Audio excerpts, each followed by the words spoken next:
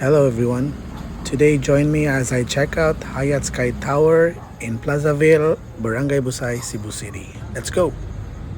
So as soon as you enter the hotel, you will see their nice lobby, nice seats, and very spacious. Now let's go to our room. So my room for this stay is located on the third floor of the hotel, room 306. I like the fact na they use an actual key para murag siya home ang feeling instead of using key cards. So muning interior sa unit guys, murag siya condominium unit. We have the bathroom.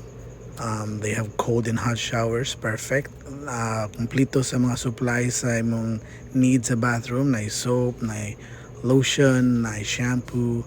They even have a hair dryer and bidet sa toilet. Now sa kitchen guys, they have a microwave oven which is perfect. So they have plenty of space for your stuff. They even have a shoe rack and slippers.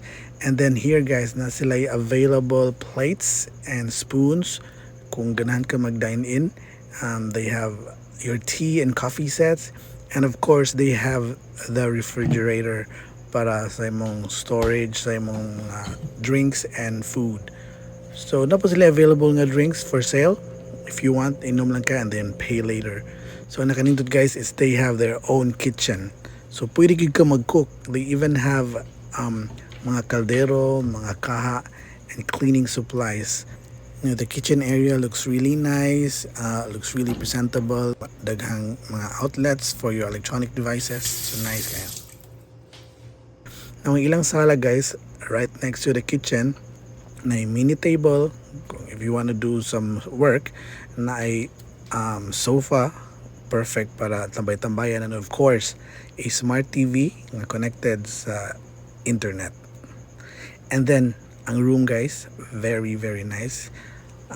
Check out the bed, dako kayo.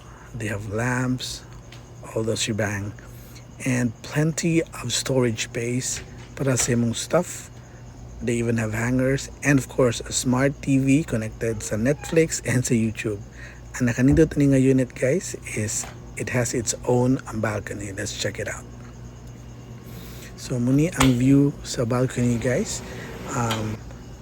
It gives you a nice view of Cebu City and the communities below sa Barangay Lahug and sa Barangay Busay. So makita kaya ang skyline of Cebu, especially at night. Super perfect na spot. So pwede ka diri mag-muni-muni. Kung ganahan ka, pwede ka mag-coffee here. And so ako nagisuot ang slippers nga free, and then it's time to watch my favorite Netflix series. Pwede po ka mo pa dahil nagtanaw sa imong bedroom kay napoy TV dito. But it's still too early. So nagkimo sa kong article, a few articles, nag-finish ko, and then I decided to go head upstairs and check out the pool. So ang pool located sa 6th floor man siguro, if I'm not mistaken. And you won't get lost because there's a lot of signs along the way. So muni ang view guys sa pool deck sa Hayat Sky Tower. Perfect kayo ang night lights, and check out the pool. It looks so nice. An infinity pool, and ang imong view ang communities and the skyline of Cebu below. Awesome. So muna ni guys, ang Hayat Sky Tower in Barangay Busay, Cebu City. So that's it. If you enjoyed this mini tour, please leave a like or subscribe or follow me. And makita-kita ta sa next videos. See you guys. Bye.